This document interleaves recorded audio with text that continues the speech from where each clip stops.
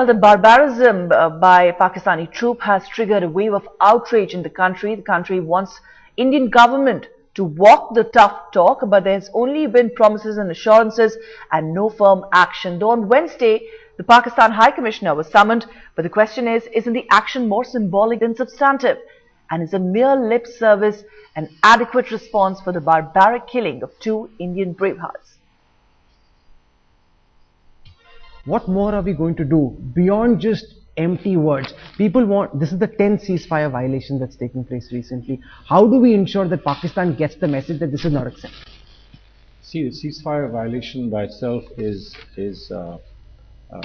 something that's unfortunate and obviously counterproductive in terms of what we are trying to achieve, both sides. But this has gone beyond the ceasefire violation.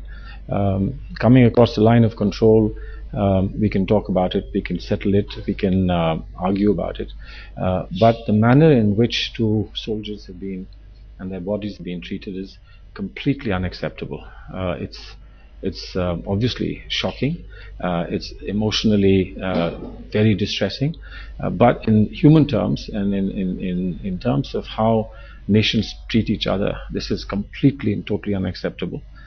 And I think it's been conveyed in uncertain terms, in as strong terms as we could use to Pakistan. What we will do and what we should do, I think will become apparent in the days to come.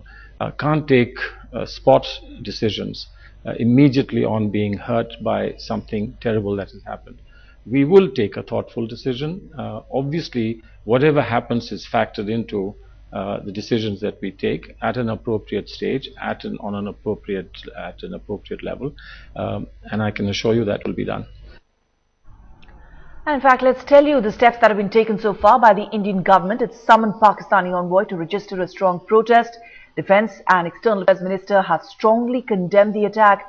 India has also asked Pakistan to probe the brutality and fix responsibility, but has cautioned the army against escalating tension. But the experts say that government needs to do a lot more than just issuing condemnation.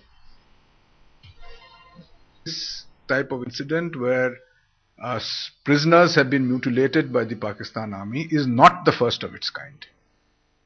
Though when you go on the various television shows which are coming on, the Pakistani representatives invariably make it a point to emphasize that the Pakistani army cannot and does not do these things.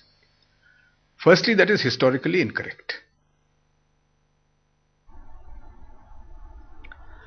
Now, given Pakistan's repeated betrayals from terror to violating ceasefire, the question is if it's time to call off the futile dialogue that's been on between the two countries.